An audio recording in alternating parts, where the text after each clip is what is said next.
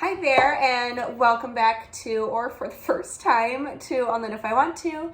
I'm Andrea Maury of Drea Renee Knits, and today I have a very special guest. This is Meaghan, who, if you've been around here for a little while and watching, I have mentioned her on multiple episodes because she's my tech editor. And not only that, but she is this super kind person that answers your support emails when you have a question about one of my patterns. So welcome, Meaghan. Thank you, Andrea. And hi, everybody. It's nice to see you, or not see you. It's nice for you to see me. Yes. Is that a better way to say it? Yes, it's kind of like we can see them. Yeah. So we just look out there and pretend they're there. So I kind of thought it'd be fun if we started with our origin story. And I'm curious if we remember the same origin story. Oh, okay. I was like, I wonder if you remember what I remember. Okay. So my take on it is years ago. So Meaghan is also a designer. You haven't been designing recently, right? Nope. You and my other clients have kept me nice and busy. So we keep her a little too busy for that. But way back in the day, she was a designer and she test knit two of my patterns. Mm-hmm. I think the first one was vintage prim. It was? And Meaghan came back with these amazing notes on it to make the whole thing more consistent. And you also were like, hey, do you want me to chart this for you? Oh, gosh, yeah. I was like, yes, I would love that.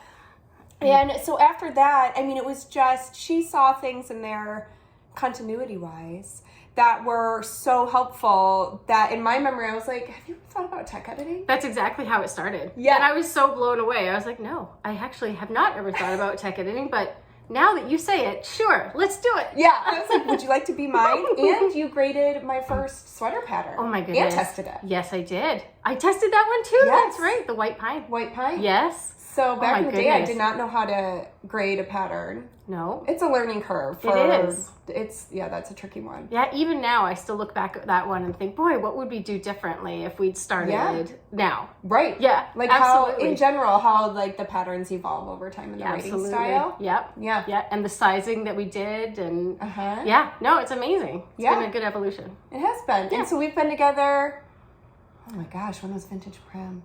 I want to say that was 2016. I mean, yeah, it has to be like So 6 years? 6 years. Yeah. Wow. Time flies. All right, so we're going to answer some questions today. Yep. I thought it would be fun to get Meaghan's perspective as a tech editor compared to mine as a designer. So some will both answer. So let's start with this first one because I thought it was pretty sweet. So question number one. Oh, by the way, I'm wearing the Weekender. What are you wearing? Oh, I don't know. Oh, it's beautiful. Thank you. Yes. This is the Attune. Yes. Yeah, I actually test knit this one for Andrea. Yeah. So every so often when her patterns come into my inbox, if I get really excited, I ask if I can be one of her test knitters. And this is one that I absolutely had to have. And you get the first peek. I do. It's kind of fun. All right, so question number one. My mother-in-law and I are both knitters, and we are having a friendly debate. I was hoping maybe you could help us settle it. When making a garment, should you pick your size and then add your positive ease wanted? Yes, the positive ease you want, and knit that size. Or is the positive ease built in? For example, if I have a 32-inch bust and the sweater has indented positive ease, that's not what they meant to say, and the sweater has an intended positive ease of 6 inches, should I knit the size 32, assuming that it's built into the pattern? Or should I do the size 38, which would mean that they had to add the 6 inches to their bust size and pick the 38? What do you think? It largely has to do with what the pattern says. Yeah. So I have the luxury of knitting or tech editing lots of different patterns, and your camp is one. Yes. And then there's a second camp. Okay, and do you have designers who choose the other camp? Yes. Oh. Yes. I didn't expect so, this so because we're here for Andrea today, yeah, we're going to talk about Andrea's first. Mm-hmm. And the way that works is the pattern will say finished circumference, whether chest, bust, head circumference, even if you're knitting hats. Foot, absolutely. So the verbiage you're looking for is finished. Finished, because it means the actual garment That's size. the actual garment size. Mm-hmm. And so in that knitter's case, they would say, if I want 6 inches of ease and I have a 32-inch bust, I need to look for the finished size of 38 inches. Yep. However, there are other designers out there who say intended to fit a bust size of 32 inches. And most times, not all, but most, they'll say 6 inches of ease is built in. Okay. So in that case... Is that what you would recommend a designer do if that was the route they were going? To clarify? Yes, to clarify. Absolutely. Yeah. Yes. I think because I'm so used to now knowing what my size is, because I knit so many garments, I like to know what the finished sizes are. So I can adjust my ease if I wanted to. For example, I like to knit a sweater with a little bit more than... than what the designer might have said. Right. Yes. So in that case, I would want to size up. But I think absolutely, if you are starting out or are asking, you know, what my opinion is, definitely clarify if it's meant to fit this size or if this is the finished size. Use that kind of verbiage. Yeah. Especially, so for me, and I think the reason why I'm in that first camp is I always give an ease range. Yes. I'm never like, boom, 6 inches. Right. I'm like 6 to 12 because what I have found, especially when you have a larger size range, you know, if it's meant to fit anywhere from a 30-inch bust up to a 62-inch bust, the feedback I've gotten from knitters and testers throughout the years is a lot of times the lower end of that size range sometimes wants more ease than the higher end of that size range. Right. So I don't think that there is a specific number for every single size in regards to ease. Yeah. And that's what I kind of talk about when I've talked about my magic numbers, is finding this amount of ease that's right for you in that style of garment. So like Weekender is a perfect example of that, where for me, I'm a 34 to 35 inch bust and I like 10 inches of positive ease in a sweater like this. I have seen people knit it with like 15 inches of positive ease and love it. And I've seen people who are like no more than 6 to 8, or it feels like kind of sloppy. Yes. Where for me, like I like the drape, I like how it collapses right at that 10 inches. So I think you want to know what's best for you. So at the end of the day, probably consulting the schematic as well. Absolutely. Is huge. Yeah. But yeah, so to answer that question, so if Meaghan was not here with me, I would have been like, look at the finished measurement and you should add in your own ease, but that's just because it's the way I write patterns. Right. Well, and I'm lucky. I have everyone the exposure. Doesn't do it like me? No, everyone doesn't do it like Andrea. And the other tip that I just want to point out that you have noted in quite a few of your patterns is use what you have in your closet. Yeah. Absolutely. You know, like I think about the Shifty of yours, which the original Shifty is recommended with a fairly small amount of ease. Zero ease or even negative. Yeah. I never feel comfortable in that. And I know that when I look at my closet. So I chose to go up to the next size up. So I had a bit more ease. And that's the beauty of saying, here's the range, here's the finished size, and you can choose based on what you know you love. Yep. And again, pulling those numbers from your closet, and you already know what that's going to feel like on your body. Exactly. And I think that's huge. Again, the magic numbers. So once you find that amount, and I like to do it kind of by sweater style. So something like a drop shoulder, I almost always do with a decent amount of positive ease. Where something like a round yoke, I generally like zero ease. Like I usually knit it at the exact size of my bust. Because too, like here's something to remember if you are somebody with a bust, even if it is big or small, that anything below, like your waist is going to come in a little bit. So even if it's zero right here, a lot of times it's going to be positive ease down in the small of your waist. It might not be in our belly and other places like that, but that just little things like that are kind of nice to think about, because I don't think about that much. And I'm always like, oh yeah, this is, because I'll look at it and I'm like, this doesn't fit like what I think zero ease would look like. You kind of imagine zero ease would be like, yeah, really, but it doesn't. No, like you know, it's nice and fitted, and then it kind of just eases out. It hugs. No pun intended. Yeah. Okay, so next question. I would like to get into knitwear designing. However, I am a tight knitter. I usually need to go up 1 or 2 needles for most patterns to get gauge. Any suggestions on how best to express this in my pattern?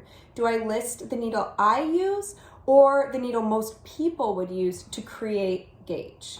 And I thought this would be such a good one for you to do, because you do have multiple clients and not her only one. Much to my chagrin. I have to share her.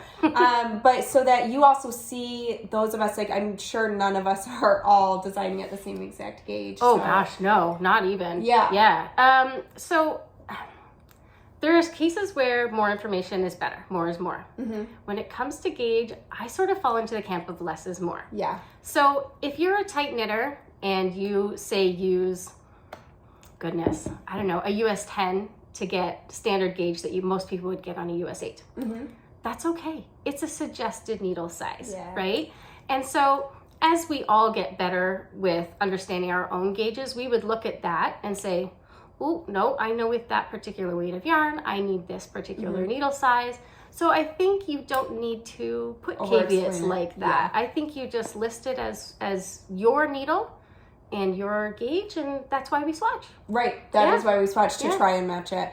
Because at the end of the day, it's all relative. Like, who's to say you are a tight knitter? Just because the patterns you have been knitting from, you had to go up a couple sizes, that doesn't mean that designer's not a loose knitter. And so I do think it's relative. And so what people want to do is try and match your gauge. And even if they haven't been knitting for long enough to maybe kind of estimate, like, ooh, that seems a little big or a little small, like, that is the point of the gauge swatch. Absolutely. You can learn a lot just from that. Yeah. You might be frustrated, but you'll learn. It's all knitting. It's all knitting. Weren't we just saying that? We were just talking about how we're like, it's all knitting. It's all stitches. It's just more knitting time. If you have to pull out and redo it. I mean, that is always, I have been getting more into sewing and I love to sew, but I still, every time I have to cut fabric, I'm like, oof, here we go. So going back. Because in knitting, it's kind of like, if I mess up, it's okay. Yep, it's just still gonna there. redo it. Yep. Okay, great answer. All right. I'm going to save that question for later. So, this one is one that was just an easy question to answer. So I threw it in here.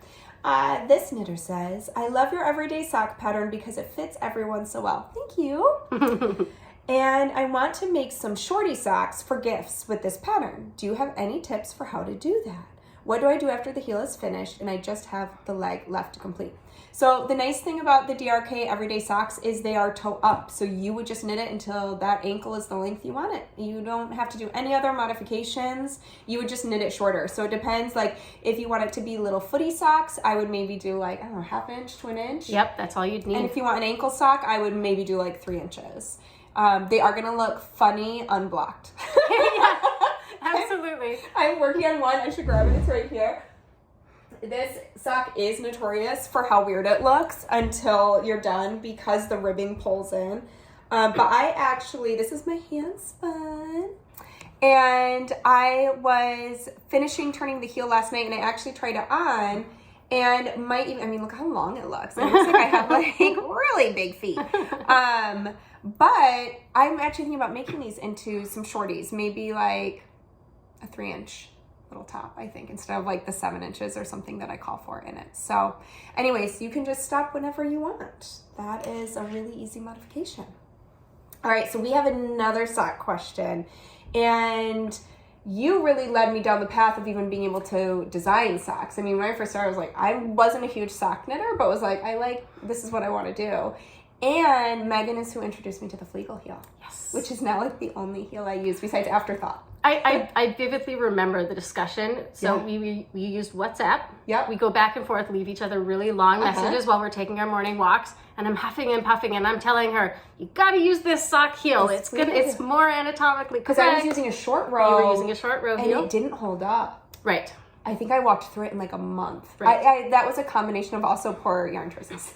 Well, right, and it doesn't mean that it's going to be the right fit for everybody, but I think it's a much more universally comfortable heel. And the no holes. The no holes, and I think that's like one of the biggest bonuses. Going back to your question about the shorty socks, the flegal heel is going to stay up a lot better. If you've got a short row heel, they don't always, and I'm not saying none of them, but it wants to stand up. So I think it's going to stay up on your foot and your heel a lot better. That's such a good point. So you could go shorter. And what we're talking about with the no holes is, so when you turn a flegal heel, the last few decreases you would do on either end, you actually do once you're back to working in the round. And there's never any holes in the corner of your heel turn, which most heel styles end up with like a little hole that you have to finagle closed or like pick up extra stitches and stuff to close it. No extra stitches. Never. And I don't even think about it now. No. I haven't thought about a heel hole in years. So, that being said, do you have a favorite sock style, toe and heel? Yes, I do. We discussed on the way over here. I don't really like color work. I am very much a comfort knitter. I love to knit while I read. Yes, I can do that. Yeah. I love to knit while I watch TV. And so I'm a big fan of a vanilla sock or a rib sock where my hands can just kind of get into a rhythm. But I am very much a top-down sock knitter. I am. Do you cringe every time I'm like, here's my next toe-up sock for you? Here's my next toe-up sock. I'm like, oh, good. More math. Because it actually does take a bit more math to figure out how to make sure that it's going to fit the right length of foot. That said, you're very good at it, so it's always very easy. But I love the traditional heel flap gusset. When I first started knitting, a long time ago, I wanted manufactured looking socks. I wanted them to look like the socks you pulled at the store. Yeah, absolutely. Yeah. And so I was bound and determined to learn the short row heel. And I could not wrap my head around it at the time because I was just barely learning the difference between knits and purls. And so you jumped right into socks. Socks are my first love. They're the first thing that I feel like I was like, I know what I'm doing. Yeah, I mean, you always had your hubby socks. She was designing. That was my first pattern release was the Hubbin socks. Was it? Yes, it was. Back in 2013. Yeah. 9 years. That was just the year before me. I know. We go back a long ways. So, I love a top-down sock. I think a big part of it has to do with my cast-ons are looser than my bind-offs, which is really interesting. It's interesting. So you don't love having to do a Turkish or a Judy's Magic kind of start to a toe? I can do them, but I'd prefer to cast on with German at the top and then graft at the bottom because I love grafting. I do love, for some reason, I don't know why this is the way I do it in my head, but all slippers to me are cuffed down with an afterthought heel. With an afterthought heel? Every single and I always Kitchener that toe closed. Yes. And it's so tidy and beautiful. And I could see with the fit too, wanting to, you can just try it on to really finish that length and would be nice. That's what I find is really nice. I'm also very much a counter. So if I know that I've done 90 rows before the toe on one sock, I know I've done exactly 90 rows on the other one. And that's what I do for these. And that is actually, I think, a really, really great tip. I know that for me, for my DRK Everyday, the original ones, that 60 rounds of ribbing before I start my flegal heel is perfect. Yeah. And I love that I know that. And that's like another magic number. Have a note of all these things in your knitting notebook or your phone or somewhere. And I do it in my notes app in my phone because I can just type sock and it pops up. And exactly. I'm like, it's okay for fingering weight. I need 60 rounds and I don't have to try it on. I know it's going to fit. Yep, absolutely. Yeah. Yep. And the thing I love about Kitchener too is once you've Kitchenered it all closed, you pull your tail inside, you can whip stitch on the inside and just reinforce your toe a little bit as well. Oh, that's a great idea. That's always worked for me. I've never blown through the toe of a sock. I haven't either. It's always the same heel. Spot on the heel. And you know what's funny? It's always one heel. And the other sock just lasts. I literally, a month ago, walked through the heel on 4 pairs of my socks. But only one sock. You need to put a red stitch in one, and so always wear it on the other foot so it gets equal like tires. One really abrasive heel that I'm just grinding around. But I'm also notorious. I must kind of stress knit the first sock a little bit. Oh, and then I loosen up when I know it was successful for the second sock. There you go. Yeah. Even these that I have knit probably 8 pairs of these now. Sure. I always have one tight sock and one that's looser, and I'm curious which one's wearing out. Yeah. So I'm actually going to look and I'm going to see, is it always one of them? Is it always the loose sock or always the tight sock? You put one red stitch and you go, okay, that's the first one. Yes, I'm going to do it. And then see. And then see is it the foot or is it the loosey-goosey? You would think it'd be the loosey-goosey that would wear out first because knitting actually makes our yarn stronger. That's why you can knit with those unspun yarns like Loki. Right. Yes. That can just fall apart in your hands before it's casting knit, and on. You knit it, and it adds twist, which strengthens it. Strengthens it, yeah. So you would think the tighter sock, but I almost think it is my tight socks that I'm wearing through. They must be too tight. You just taking too many right turns. Yeah. Yeah, you need to put some left turns in there. Yeah. I should probably just take the sandpaper out of that one shoe. Okay. So it was top down, grafted toe with a little whip stitch, and it was the heel flap. The heel flap, very much. I have never gotten a heel flap to work, ever. In terms of the hole at the top? In terms of it fitting. it's always this horrible, like, stirrup on my heel that doesn't hug the heel. Okay. As of real flat We're going to have conversation. I think we should. Because I have some magic sock numbers. Yeah. Absolutely, I have some magic sock Because numbers. I have never, even socks I've knit for others, heel flaps never worked. It's like this giant wool. Okay. It's awful. Well, now we have some more science things to do. Right. Figure out why that happens. Yeah. Okay. So curious. Okay. So we get to end this. First, I just realized I'm wearing a new hat and I didn't say. So this is a Harlow hat that I knit out of my Handspun.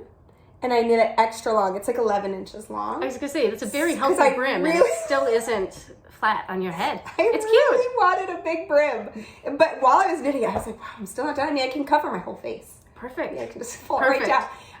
And I actually had to kind of mash up both the regular Harlow hat pattern and Harlow worsted because this is probably a DK, really. But kind of between. Anyways, it was fun to use my Handspun for a project. Absolutely. I realized all 3 of my travel projects have my Handspun, which is just exciting. Yeah. You'll make a spinner out of me. Never. Yes. Never. Well, it's so I love the relaxing. concept of it. It just terrifies me. No, you'd be so good at it. Your math brain would love it. Okay. And it's so relaxing. Like, you can't pick up a phone. You know, That's so you true. just, like, put on an audiobook or a movie and you just go. All right. It's so fun. And it's amazing. And there is... I'm going to send you some Handspun. Did you start with the drop spindle and then go to I your... did not. You went straight to the wheel. straight wheel. Okay. Drop spindles always seemed a little hard to me. Well, I think that's what scares me is because people are like, no, it's really fun. You just do this thing, and I've watched videos. I love that they're portable. They're portable and they're beautiful. They are you beautiful. Get some of You these can incredible collect wood them. ones. Yeah. They're stunning. But then there's the turtle thing, I think, is when you're winding the yarn on. I think they call it a turtle. I've never understood. Mind blown. Yeah. Yeah. And it seems kind of like you have to stop and wind it on. Yeah. I like the machine that just winds it on for Instant me. gratification. Yeah. Yes. And I used to be really big into biking, so it's like I like that. Oh, there you go. Perfect. Yeah. All Yes. right, I like it. But no, I think you would enjoy it. All right. It's very fun. 20 And minutes. just knitting with Handspun, there's really nothing else like it. There's that energy that's in the yarn Sure. that you can't get from a machine spun yarn. Okay. I'm going to send you some. Okay. And you're going to be like, I need to spin. Okay. Okay. So, last question is just a fun one. And I have to find it on here. Do you have any knitting or designing or stash goals for 2023? Or maybe spinning? Or other craftables?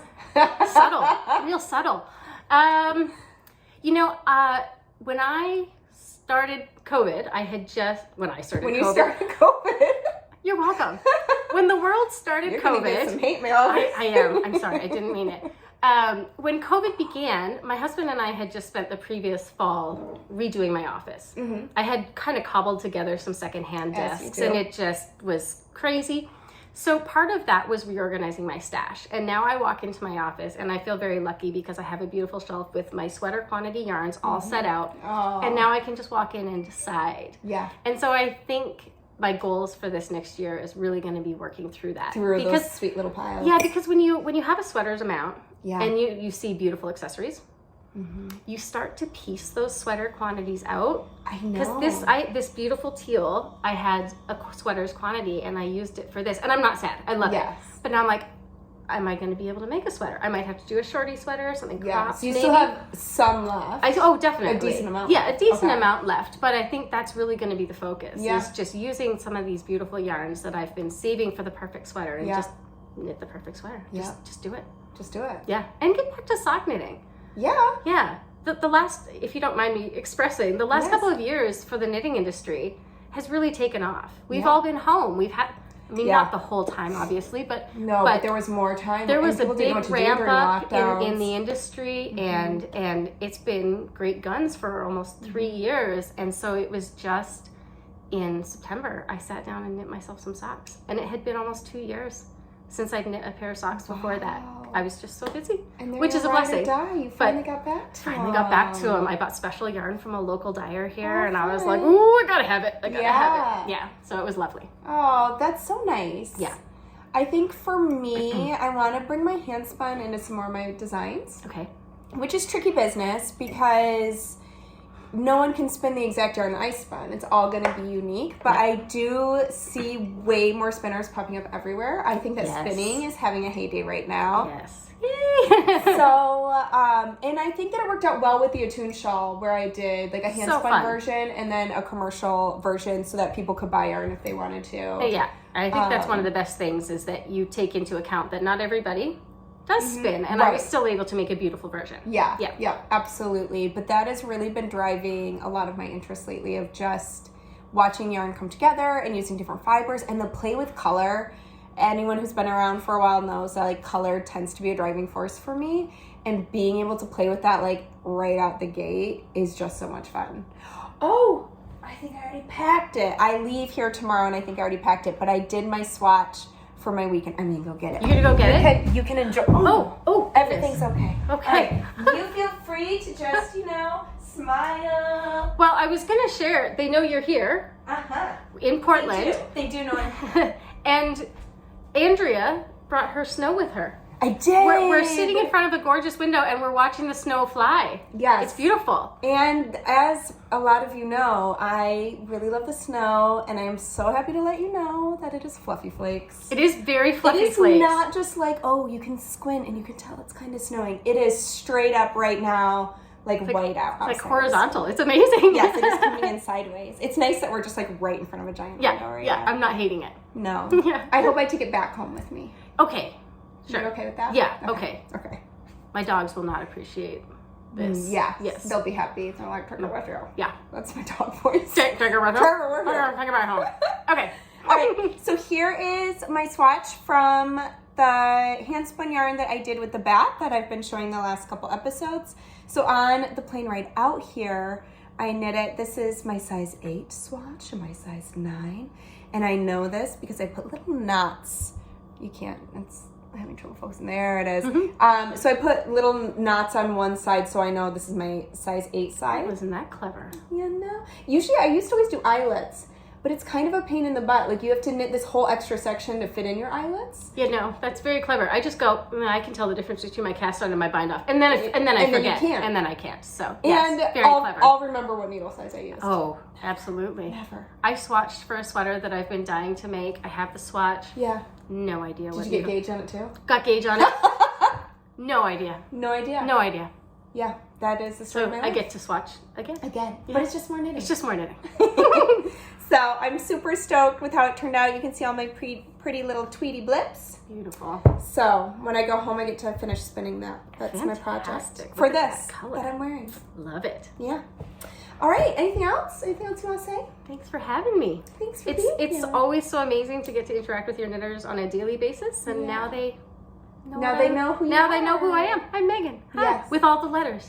Yes. And if you don't know what all the letters, just put Meg. It's okay. Just a little MEG will do it. That'll be fine. You are the only other Meaghan I know who spells their name so like out of the box as my sister. There we go. But don't call either of them Meaghan. Don't. Even though they spell it that way. Don't. Don't. And if you know all the letters, don't be cute and put Meg with all of the letters minus the A-N at the end. Which I've had other people do because they think it's cute. Don't do that. All right. Well, thank you so much for joining us again on this special I'll Knit If I Want To. And I don't think I have any other special reports. So, okay. Happy knitting. Happy knitting. See you in the emails. Bye.